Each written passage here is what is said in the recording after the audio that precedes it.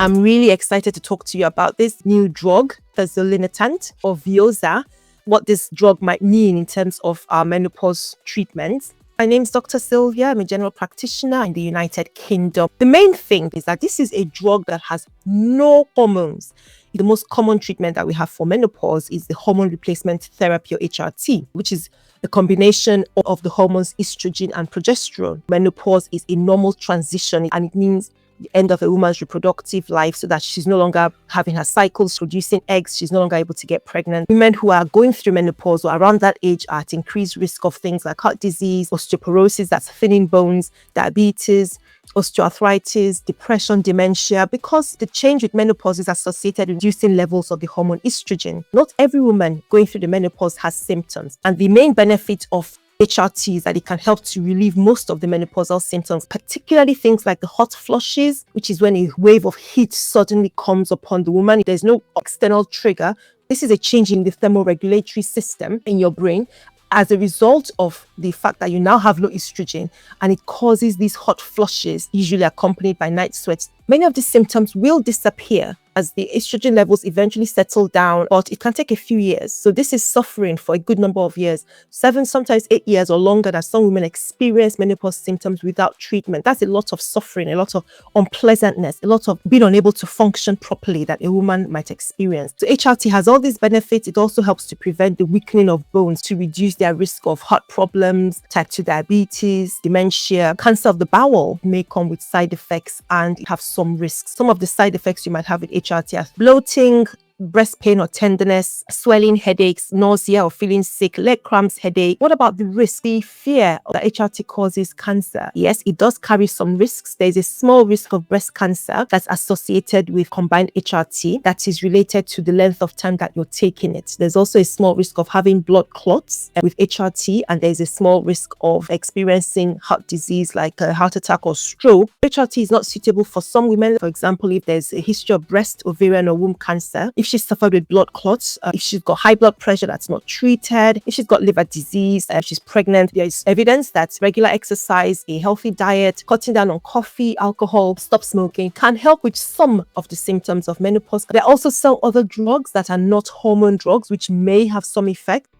Veozah, Fezolinetant, this is alternative to HRT. It's the first non-hormonal menopause drug available. It reduced the frequency of hot flushes by about 60% in women with moderate or severe symptoms of menopause, compared with a 45% reduction in those who received a placebo. So during trials, they were comparing the impact of this drug in women who were taking the medicine against those who were not taking or taking dummy. The drug reduced the severity of hot flushes and improved the quality of their sleep. So the primary aim of this drug is intended for women with moderate to severe menopause symptoms. And in particular, it is meant to reduce the frequency and severity of the main menopause symptoms, hot flushes and night sweats. It's a 45 milligram dose, a tablet. It's once daily, and you can take it with or without food. They come as light red, round, film coated tablets. But how does this drug work? Now, normally what happens is that between the body's estrogen and a certain chemical in the brain called neurokinin B, there is a balance, and that balance regulates the body's temperature control center in the hypothalamus. Around the time of menopause, because estrogen levels fall,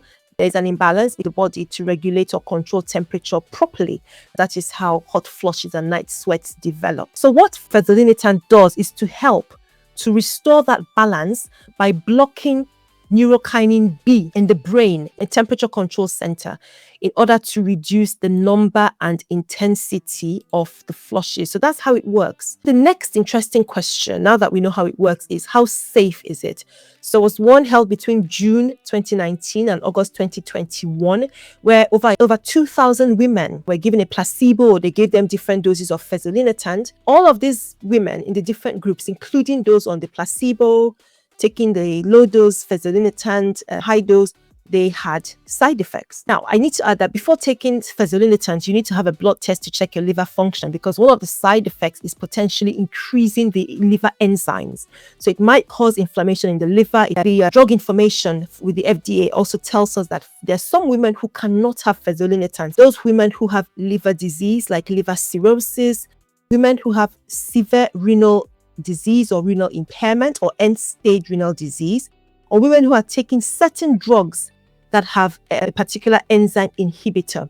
And those drugs, for example, drugs like simethicone, which you use for excess acid, or drugs like ciprofloxacin, which is an antibiotic, drugs like estrogen, some antifungal drugs. The most serious side effects that they reported are increased liver enzymes, and that was in about 2.3% of women who took this drug. However, it wasn't the most common. The most common were things like tummy pain, diarrhea, insomnia, back pain, hot flush, and like I've mentioned, the liver enzymes going up were not as common. I shared with you side effects and risks of HRT, and this is a new drug.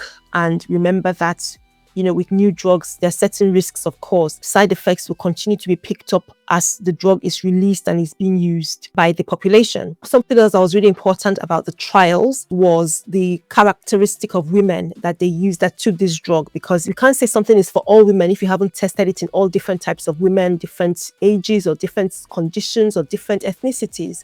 Some of the characteristics of the women, majority of them, or the average age of these women who had already gone past menopause, was 54. You have to ask yourself the question, how will it benefit women who are younger than 54, maybe late 40s, for example? That's something to think about. It may not. The other thing that was interesting was, and this is reflective of the fact of where they performed the studies, they said they did studies in US, Europe, and Canada. So the majority of women, 81% of them identified as Caucasian, 81 as a big chunk, while 17% identified as African American, and 1% of them identified as Asian. So there isn't a very big ethnic mix for this drug, and I'm concerned about that because we've had issues about uptake of drugs, and some groups did not trust the drug, and a lot of that happens when you don't test it in people that are like them. To balance that, sometimes some groups of women or some ethnicities do not want to get involved in these trials, and I don't blame them at all. These are just the challenges that we have to live with. So it may be that even if African American women are approached to undertake this trial, they might think back to the syphilis Tuskegee trials of how many years ago, maybe in the 60s, I think it was, and say, no, I'm not having this drug because you just want to use me as a guinea pig.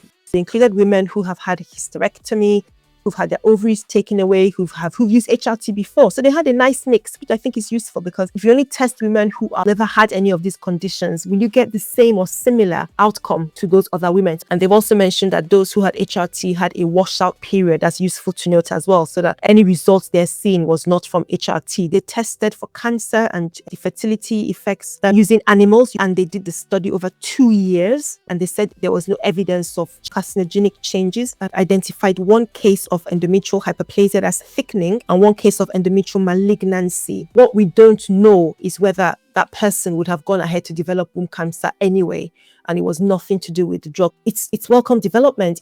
If you're just hearing about it for the first time from here, you can run to your gynecologist to talk to them about this. What you think about this drug? Is it a game changer? Do you think it's something that you would recommend you would use yourself, or would recommend for your older sister or your mom to use? Let me know what you think. I will see you again soon. Bye bye, guys.